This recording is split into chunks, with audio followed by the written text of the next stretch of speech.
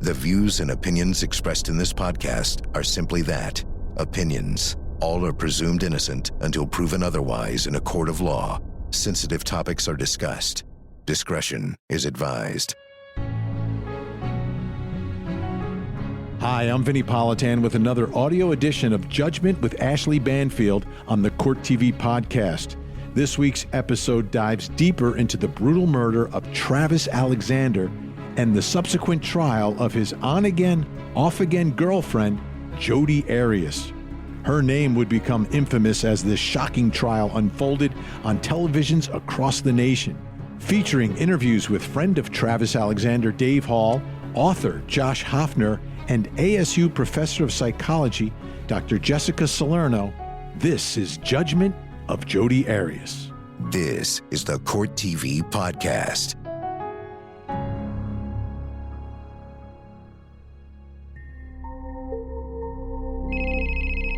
Hey Jodi, Detective Steve Flores with Mesa, Arizona Police Department. Oh, hey, how are you? Good. You needed to talk to me about something?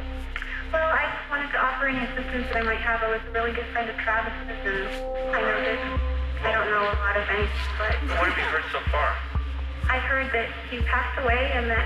I don't know. I've heard all kinds of rumors. I heard there was a lot of blood. When we first arrived on scene and started talking to people, some of his closest friends began mentioning your name. You know, hey, you need to call her because she probably knows what happened to him, or she possibly had something to do with it.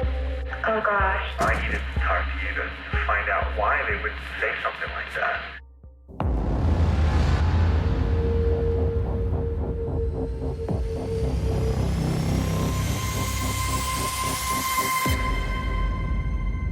Mesa, Arizona, a suburb just 20 miles east of Phoenix, surrounded by the natural Sonoran Desert. Visitors flock to this playground for hiking, golfing, and baseball spring training. But on the night of June 9th, 2008, this oasis was rocked by the discovery of 30-year-old Travis Alexander's body. He'd been stabbed 27 times, his throat was slit, and he'd been shot in the head. Travis was a devout member of the Mormon Church with a wide social circle. So who could have committed this brutal crime? Investigators had only one suspect, his ex-girlfriend, a young woman whose name would become infamous, Jodi Arias. I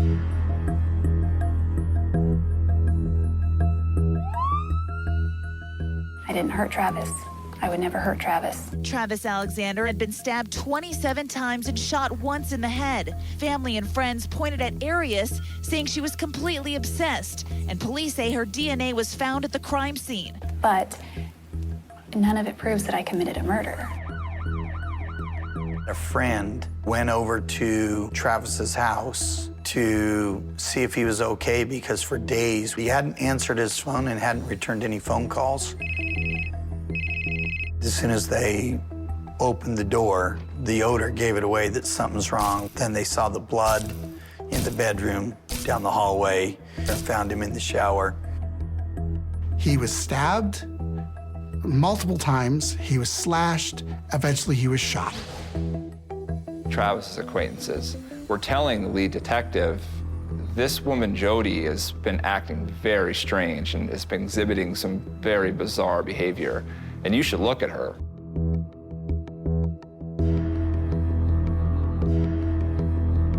How would you describe your relationship with him? We had lots of fights. Was there a lot of issues? I mean, obviously it wasn't a great relationship. It was great for a while.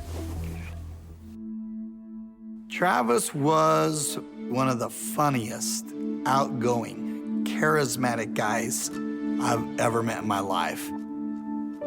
The guy would light up a room. When Travis met Jodi, I thought, how far can this relationship go? It's a long-distance relationship. I kind of viewed it as more of a one-night stand that ended up lasting more than a night. Travis was very devout in his religion. He was a member of the Church of Jesus Christ of Latter-day Saints, also known as the Mormons.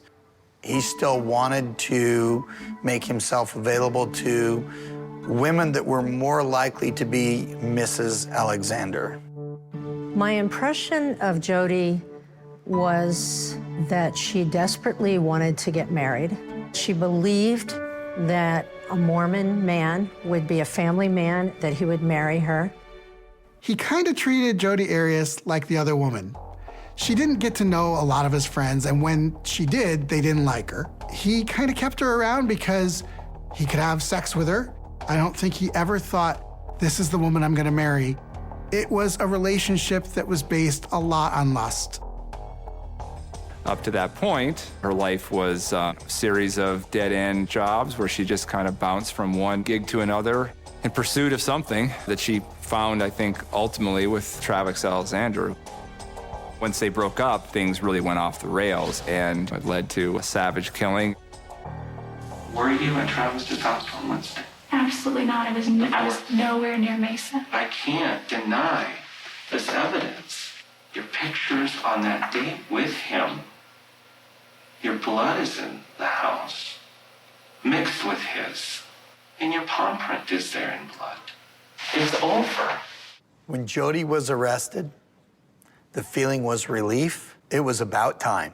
First, she said she didn't do it, and then she changed her story to the masked intruder theory. Jodi Arias is sticking to her story that 2 mystery killers murdered her former boyfriend, and she's convinced a jury will believe her. No jury is going to convict me Why not? because I'm innocent, and you can mark my words on that one. No jury will convict me. In the Superior Court of the State of Arizona, in and for the County of Maricopa, the State of Arizona versus Jodi Ann Arias, indictment, count 1, first-degree murder, premeditated murder. This is not a case of who done it. The person who done it, the person who committed this killing, sits in court today. It's the defendant, Jodi Ann Arias. Prosecution's contention was Jodi decided to make a road trip, and she shows up at Travis Alexander's house unannounced.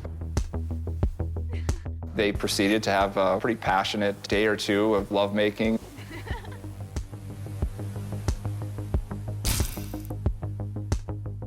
She just liked to take pictures, and that was part of their thing. On this particular day, it was poses of him in the shower. And then she stabbed him over and over and over again and slit his throat, and then shot him. Jodi Arias killed Travis Alexander. There is no question about it. The million-dollar question is what would have forced her to do it. It was Travis's continual abuse. And on June 4th of 2008, it had reached a point of no return. And sadly, Travis left Jodi no other option but to defend herself. The story switched to self-defense, that Travis was an abusive lover. The defense couldn't say it was somebody else. Everybody knew, including Jodi, including her defense, that she was the one who did it. These are photographs of the hallway. This right here is... red staining on the carpet in the master bedroom. What are we looking at here? That is reddish brown substance that was inside and on top of the sink in the master bathroom. 25.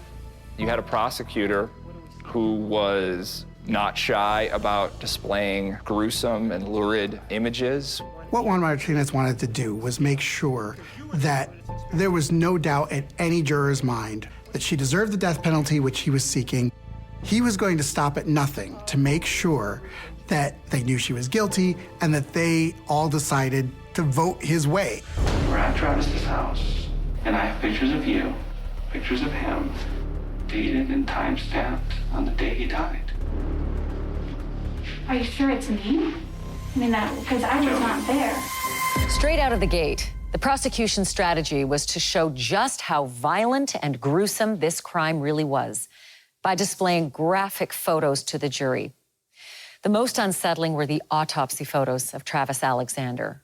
And I want to warn you, what you're about to see will be disturbing to some viewers. Taken together, all the wounds of the back and the head could have been fatal from bleeding over time.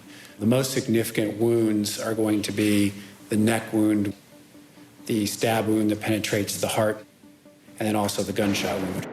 The photos of Travis's body, slashed and stabbed, elicited a lot of gasps and emotion and tears from the family. It affected Jodi. Most jurors have not seen anything like this in their lives. They're incredibly disturbing. They cause very strong emotional reactions, anger, disgust, a sense of moral outrage, and a real need to see someone punished. It can actually start a biased processing of all of the evidence to support convicting someone. Of the three that we've talked about, two of them, the one to the neck and the gunshot to the head, those appear that those would cause unconsciousness quickly. Immediately. Yes. And the one to the chest would not. Less likely. We have the defensive wounds to the hands. What does that tell you about the sequencing of these three injuries? I believe the wounds to the hands must have occurred before the fatal injuries, either of the head or of the throat. According to the medical examiner, he was shot in the head after he was stabbed 30 times. It was really important to undercut the only argument they had, which was a self-defense claim. What is it that we're looking at here? A latent palm print that has been developed on the wall, individualized as the left palm of Jodi Arias. Do you recognize those photographs? Yes, I do. These photographs depict the washing machine. There was a memory card inside of the washing machine that was also collected. This was not a case where we're dealing with a criminal mastermind who covered her tracks so carefully. There was a digital camera that Jodi Arias put in the washing machine, presumably to destroy the memory card. Are you able to find the date and time that the images were created? These images, when you take them with this camera, it embeds the date and time that the camera has set on it to the file itself. And so with the photographs, at least that's some of them, comes the date and time. Yes. Exhibit 162. There's a stain that looks like blood. After the killing, she apparently dropped the camera or accidentally shot an image of her foot near the bloodstains. They literally had crime scene photos from the defendant, which doesn't happen too often in capital murder cases. As part of the investigation, did you have occasion to sit down and talk to the defendant about the killing of Travis Alexander? Yes, I did. What if I could show you proof you were there? I wasn't there. Be honest with me, Jodi. I was not at Travis's house. You were at Travis's house, and I have pictures of you, pictures of him, dated and time-stamped on the day he died. Are you sure it's me? I mean, because I was not there. It's you.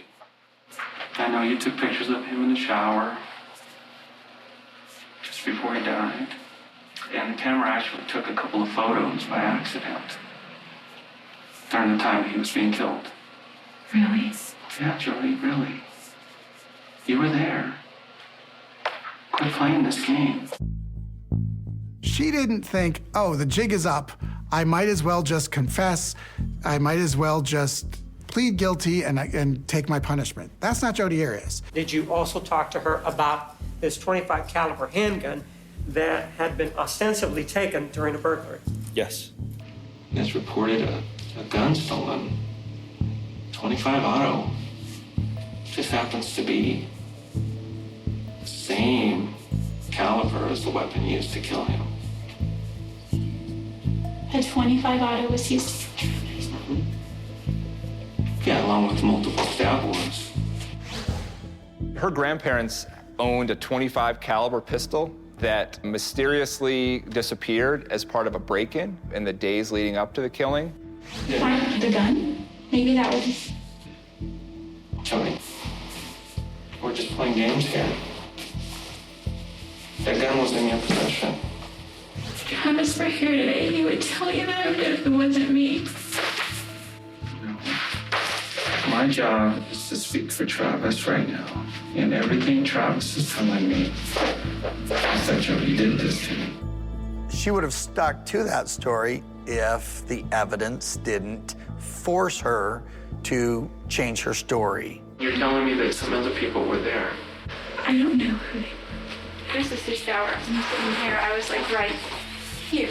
on my knees, and his backside was right here, and I was taking him here. And I was just going through the pictures, and I heard this loud ring. And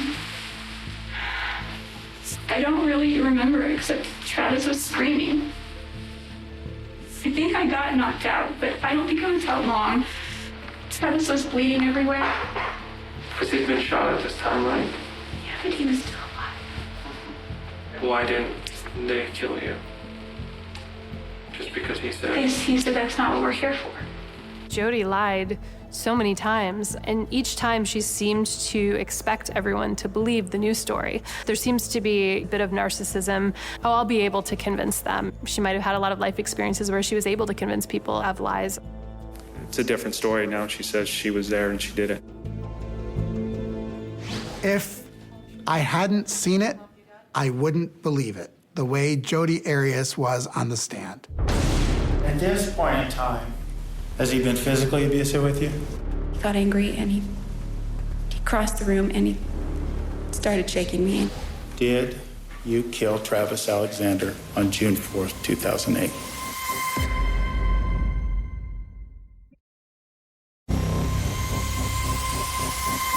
Juan Martinez and the state had delivered a compelling case with mountains of strong evidence.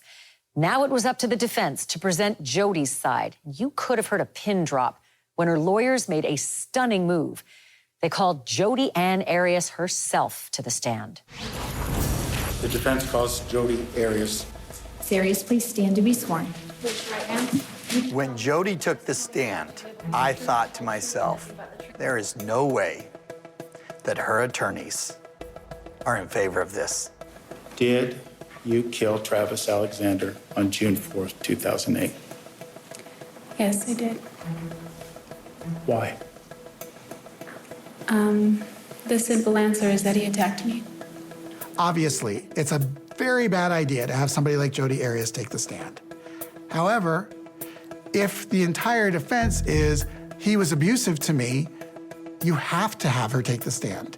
It couldn't be anybody else. You got a sense of Mr. Alexander having an interest in you that wasn't strictly business, right? Yes. We began to see each other about once or twice a month. I felt a little bit used. What do you mean, though, that you felt used? Well, you know, he gets a hotel room, I show up, we hang out, we have sex. He's not mentally present. I'm getting a lot of attention, but only while we're engaging in sexual activity. And then we check out and he takes off. And I kind of felt like a prostitute, sort of. I did not like the defense strategy in this case. I had talked to the lead attorney, and he wanted to bring up their sexual lives. And I said, please don't do that. Domestic violence needs to be the centerpiece of your case. And if you bring up their sexual behavior, she will be labeled a slut, and he will get a free pass. I found out that he was cheating on me. You essentially broke up that day over the phone. Yes, that was our end date, you could say. Do you remember the exact date, or? Yes, I remember the date. It was June 29th. After you have this breakup, is that the last you hear of Travis Alexander? No. Was the sexual relationship still ongoing? It was ongoing. This cycle began to develop where there would be a fight, and then we would make up, and it would turn sexual, and then everything would be okay for a little while. Jodi did not feel comfortable with her lead defense attorney. Kurt was probably not the best one for the job. Has he been physically abusive with you? Yes, that's correct. He got angry, and he started shaking me, and he said, I'm sick of you. And he body slammed me on the floor, called me a bitch, and he kicked me in the ribs. Why didn't you call the police? I would have never called the police on Travis. Why not? I wouldn't have betrayed him. I was loyal to him. Jodi Arias was on the stand for more than 16 days, and she recounted her entire life story, often in very graphic detail. He was very mean to me at times, and when he wanted phone sex or something like that, he was really nice, and I liked that side of him. I'm really excited by a little adventure. They write novels about this stuff, and it sells. But you and I can become millionaires. Honey, the pictures I'm going to take, they're so hot. Like, what are we going to do with our stuff? We are just horny toads. All this was an attempt to make the jury disgusted, to hope that they could find a crack in one of those people that maybe had some child abuse in their life, and this would be a trigger enough to hang that one person. The evidence was so stacked against Jodi, they had to grasp at these straws that were just completely disgusting. The very last time I called Travis, he had been guilting me, kind of making me feel bad that I was taking this big trip and that I wasn't going to see him. Since I was driving south, he wanted me to come to Mesa, so I went. When you went to Mesa, did you have the expectation that part of the activity would be to have sex with Travis? Yes. Took these pictures with Mr. Alexander's camera you were telling us yesterday, correct? Yes, that's correct. We were trying out different poses, and then we were checking the photos, and as I moved the camera, it slipped out of my hand, and then it rolled onto the tile. At that point, Travis flipped out. He was screaming that I was a stupid idiot, and he body slammed me again on the tile. So I ran into the closet and I slammed the door, and I remembered where he kept a gun. There's no evidence to support Travis ever owning a gun anywhere, but yet she knew a secret hiding place that he kept it. And it just so happened to be a .25 caliber gun that happened to have been stolen from her grandparents a week before she drove to Travis's house and murdered him. I grabbed the gun, pointed it at him. I thought that would stop him. As he was lunging at me, the gun went off. I didn't mean to shoot him or anything. I didn't even think I was holding the trigger. I just was pointing it at him. And I didn't even know that I shot him. He said, "Kill you, bitch." He had almost killed me before, and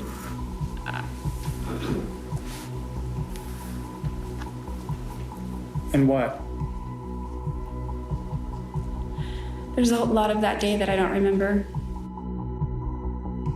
I don't know if I blacked out or what. There's a huge gap.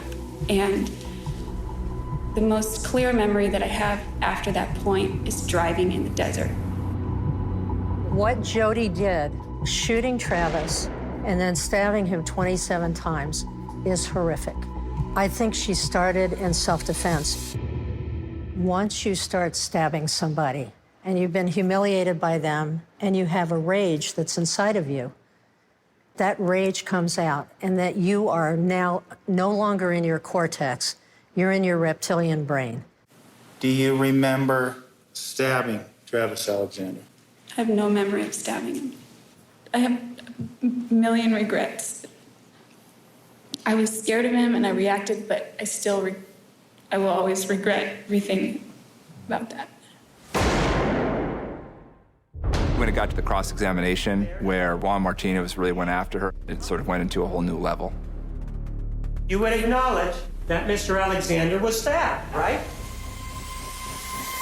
The defense painted a picture of an unhealthy sexual relationship, one in which Jodi said Travis Alexander was physically, mentally, and emotionally abusive. With those allegations hanging over the courtroom, it was up to Juan Martinez to turn up the heat and challenge Jodi on the stand. Ms. Arias, you are still under oath. Do you understand? Yes. Mr. Martinez, you may continue with cross-examination. When it got to the cross-examination where Juan Martinez really went after her, it sort of went into a whole new level. Do you have problems with your memory? Occasionally. You didn't seem to have any problems on direct examination when you were talking to us about all the sexual exploits with Mr. Alexander, did you? I did have problems. You regaled us for days on end about his exploits, didn't you? I wouldn't say regaled. Jodi Arias would say whatever came to her mind. And unfortunately, what came to her mind didn't always make a lot of sense. What are we talking about here? You're talking about the truth. I'm talking about memory. Aren't we talking about answering the questions? I don't have a problem answering your question if I remember the answer. How can you tell us you don't know what it is? I'm nearsighted and I didn't get glasses until 2010. So you have a problem with telling the truth, don't you? Not typically. Do you remember having a conversation with Detective Flores of the Mesa Police Department back on July 15th, 2008? Yes. And this was the day that you were arrested, right? Yes. And during that time, you told him something, and let's take a look at it. One of the reasons I'm here is because I believe that you know some of these details. And I think you can help us. I would love to help you in any way that I can. Did you hear yourself telling the detective that you could help them in any way that you could? Yes. That's not true, is it? No, that was not the truth. And so you were thinking more of yourself when you made this statement to this detective, right? I'm not sure about that. Other than you, who would be sure about your statements? God? Well, God's not here. We can't subpoena him, right? I don't think so. You don't think so? Are you sure that we can't? Because it seems like you're leaving the door open for that. I don't think that she knew the gravity of the situation. It was more of, this is what I want to do to get my story out. And I think she was caught up in all the attention she was getting from around the world. You don't remember what you just said? I don't know. What do you mean you don't know? You just said offended was a good word, and when I used it, then you took issue with it. Is it a good word or is it not a good word? It depends on how you used it. Well, I'm saying you're the one that I asked you the question that you were offended, and you said offended is a good word, right? That's what you said, right? I think so, yes. So, well, you think so means you don't know, right? I don't know. So how is it that if it just happened, you can't even remember what you just said? I think I'm more focused on your posture and your tone and your anger, so it's hard to process the question. So the answer is, it's again the prosecutor's fault because you perceive him to be angry, right? It's not your fault. Well, is somebody asking you whose fault it is? You did. Well, you seem to be pointing it at the prosecutor, right? So you believe the reason that you can't be effective on the witness stand is because somebody is asking you questions in a way you don't like. I think that was a compound question. Juan Martinez and Jodi Arias, even though they were adversaries in this case, in some ways were a match made in heaven in terms of the spotlight. They both very much liked the spotlight, and there was a lot of conflict with them. The combative nature of Juan Martinez's questioning of her, combined with some of her responses to him, it was definitely a cat and mouse game. Based on what you tell us, there's this gunshot that rings out, right? Yes. And then you don't remember anything, right? I didn't say that. I said it got foggy after that point. The point where I can't remember anything is after he said, after he threatened my life. What's that? After he threatened my life. Well, what is it that he said? Kill you, bitch. So after kill you, bitch, you don't remember anything else, right? No. He kept trying to wear her down and wear her down and wear her down. And you started to see that have some success. She really started to break down on the stand and really started to get emotional. You would acknowledge that Mr. Alexander was stabbed, right? Yes.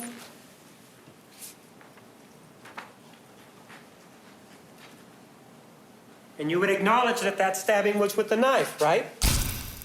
Yes. And according to your version of events, you would acknowledge that that stabbing was after the shooting, according to you, right?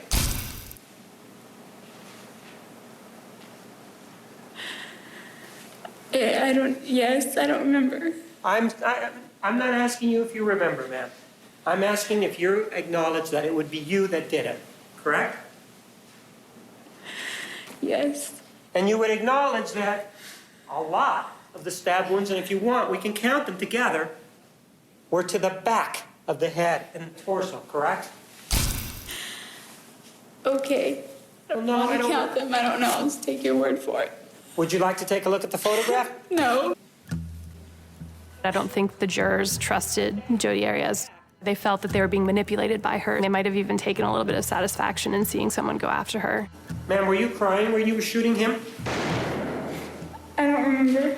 Were you crying when you were stabbing him? I don't remember. How about when you cut his throat? Were you crying then? I don't know. So take a look then. You're the one that did this, right? Yes. And you're the same individual that lied about all this, right? Yes. Are you saying that Mr. Alexander, when he was speaking with the defendant, was in the same relationship as you were with the defendant when you were speaking to her? If you were in my group, I would ask you to take a timeout, Mr. Martinez.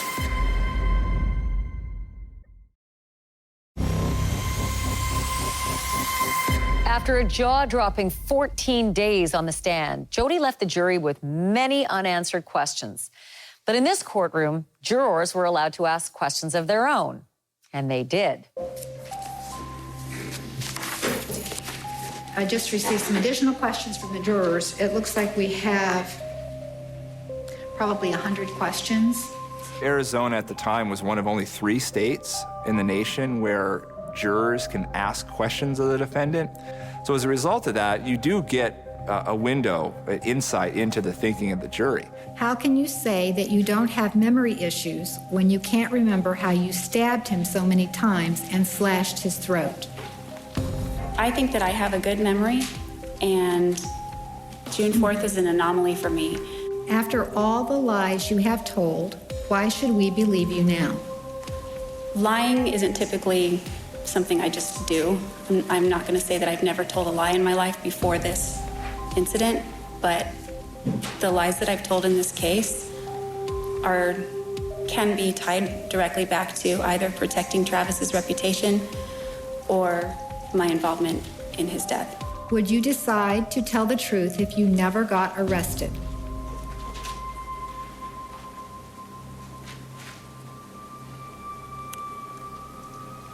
I honestly don't know the answer to that question. When you're on the stand for 16 days, that's a long rope to hang yourself on in terms of contradicting yourself. I think that the jurors didn't trust her, and I think that having her on the stand for that long just made it even worse. Defense calls Dr. Richard Banfield. Raise your right hand. I want to talk to you a little bit about memory. Ms. Arias described it like being in a fog.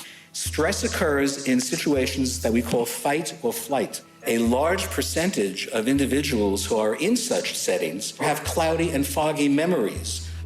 Once a person enters this state, any activities that are involved in fleeing seem to be able to occur, such as running away or getting into a car and driving away. Bringing in mental health experts at the time that they were brought in, that was a Hail Mary pass. I don't think that it really resonated with the jurors that much at all. Sir, isn't it true that on a separate occasion you actually provided the defendant with a gift? No. Well, sir, do you remember providing her with a book called Erroneous Zones? Yes. You have a relationship with this individual that you feel is appropriate that you buy her at least one gift, correct? I bought her a self-help book. That creates an issue of your objectivity in this case, doesn't it? I didn't think so. Isn't it true that she discussed thoughts, feelings, conversations associated with the trauma in the 48 hours interview? Yes. Isn't it true that this compassion entered into your evaluation? I'm sorry, I don't see it that way. Right, you wouldn't see that way because you have feelings for the defendant, right? I beg your pardon, sir. In your experience, do you often see women who ever have proof of physical abuse? No. A lot of women have no proof of physical abuse because they haven't reported. You're not wanting to get your partner in trouble, so you don't tell anybody. You don't, and you lie about what happened in a medical report. So if you go to the doctor and you've got, you have to have stitches, you say that you fell. I never would have taken this case if I did not believe she was a battered woman and if I did not have evidence to support that. I looked at the rants that he would go on, the names that he would call her, and the fact that she talked about 4 physical incidences. Given everything you know about the abuse that's occurred before and now the kicking on this time, how would you characterize their relationship? I would call it a domestically abusive relationship. Are you familiar with the concept of secondary gain? Yes, I am. And the concept of secondary gain is that if it's to the person's benefit, they may be deceitful. Secondary gain is not only part of whether somebody is going to get something from an expert witness or an attorney, secondary gain also implies what you're going to get when you're having a sexual encounter with somebody. Are you saying that Mr. Alexander, when he was speaking with the defendant, was in the same relationship as you were with the defendant when you were speaking to her? If you were in my group, I would ask you to take a time out, Mr. Martinez. Juan Martinez was the most abusive, disrespectful prosecutor I've ever dealt with. The way they would prep me for my next day would be to yell at me, because that's what he did. Do you agree or disagree with Dr. Samuels that the defendant may be diagnosed with post-traumatic stress disorder? I disagree with that diagnosis. Tell me why you disagree with that. There wasn't symptoms that were consistent with that diagnosis. I diagnosed her on axis 2 as borderline personality disorder. Borderline personality disorder, you can think of it similar to what we see in teenagers often. This sense of immaturity, it's about instability, unstable interpersonal relationships, unstable emotions, and an unstable sense of identity, meaning who am I as a person? There's this constant fluctuation. There's a lot of manipulation. Do you have an opinion as to whether or not there was any memory issues or any memory loss associated with fight or flight? I don't believe that she was in a fight or flight state, or that there was memory loss as a result of that. If you've been around long enough, you know anything can happen. It takes one juror. So there's always a moment where you think, is she gonna get away with this one? State of Arizona versus Jodi Arias, verdict, count 1. After 55 days of testimony, jurors would finally hear closing arguments. And in a death penalty case, it is possible that nothing could be more important. First up, the prosecution, followed by the defense. It would then take only a few short days before that jury would make up their minds about Jodi Arias. There was a lynch mob outside of the courthouse when Jodi Arias' sentence came down. Are you ready to meet your maker if that's their decision? I'm ready to meet my maker, but if that time should come, but if that's their decision, it would drag on for years and years. Please stand for the jury. Please be seated. Mr. Martinez. This individual, the defendant, Jodi Arias, killed Travis Alexander. And to top it all off, she has indicated that she is innocent, that no jury will convict her. As you decide this case and you attempt to reconcile the lies with what actually happened, keep in mind that the defendant has attempted to manipulate you. Your duty is to follow the law and apply it to the facts. The state is asking you that you return a verdict of guilty, and that you return a verdict of guilty as to first-degree murder, not only as premeditated murder, but also as to felony murder, for no other reason that it's your duty and the facts and the law support it. Thank you. Kirk Nurmi and Jennifer Wilmot were dealt a tough hand here. They had a defendant whose story had changed now 3 times, whose self-defense claims didn't really add up, a woman who had a steel trap memory for every detail of her life that clearly was evident when she was testifying, but then she has no memory of the killing whatsoever. Fear, love, sex, lies, and dirty little secrets. Each one of these aspects of the human condition played a prominent role in the relationship that Jodi Arias shared with Travis Alexander. Ultimately, your job would be to determine one thing. Your job would be to determine what happened. Either what happened is that Jodi Arias defended herself and didn't know when to stop, or she gave in to a sudden heat of passion from a fight that began up in that bathroom. And that what she did under that sudden heat of passion. Demonstrative of that is this idea she doesn't remember any of it. If Miss Arias is guilty of any crime at all, it is the crime of manslaughter and nothing more. If you believe the defense, it could be a history of abuse that was triggered by Travis being violent in the moment. If you believe the prosecution, it could be a long-standing personality disorder like borderline. Over the course of their relationship, that built up to a boiling point and just caused her to snap. Please stand for the jury. Anything can happen. It takes one juror. So there's always a moment where you think, is she going to get away with this one? The clerk will read and record the verdict. Even as confident as you are with all the evidence, there's that sick little angel on your shoulder that says, there's a snowball's chance in hell for everybody. State of Arizona versus Jodi Arias, verdict, count 1. We, the jury, duly impaneled and sworn in the above entitled action upon our oaths, do find the defendant as to count 1, first-degree murder, guilty.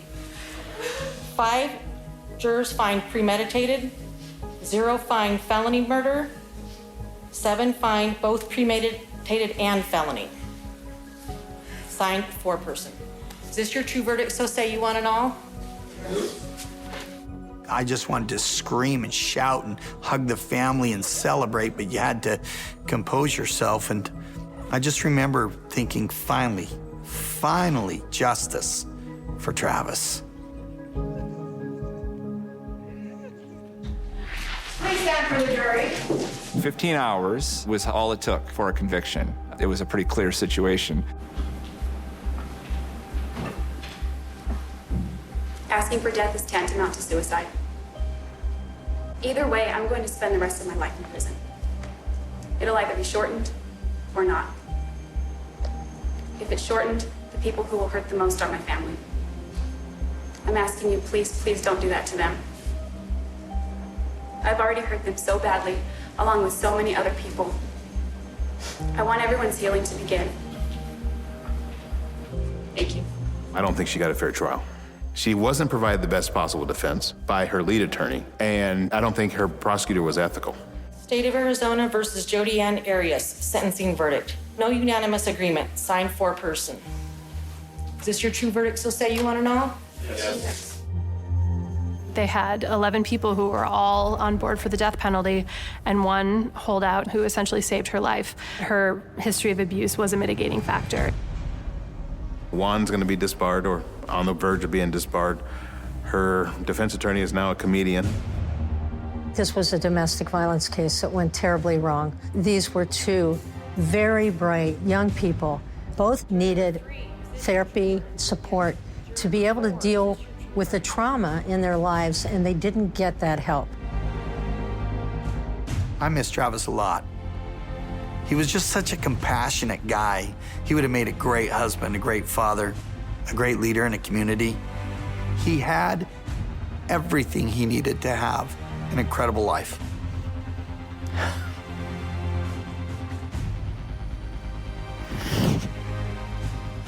And she stole it from him. The world lost a great guy when we lost Travis.